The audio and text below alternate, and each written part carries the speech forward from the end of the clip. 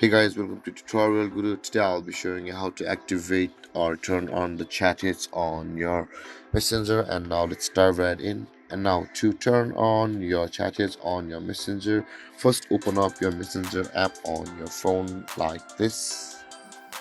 And after that, at the top left corner of your screen on the app, you can see there is the three line icon over there. Tap over there and tap on settings, which is just beside your username. Tap over there, and guys, from over here scroll down and you'll be able to find the chat is just above the app updates, and you can see there is the toggle icon available for us just beside the chat hits.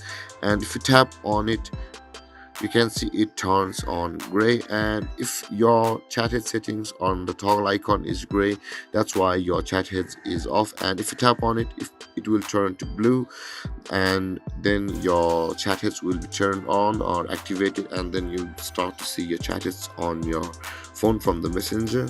And then guys, this is how you turn on the chat heads on your messenger.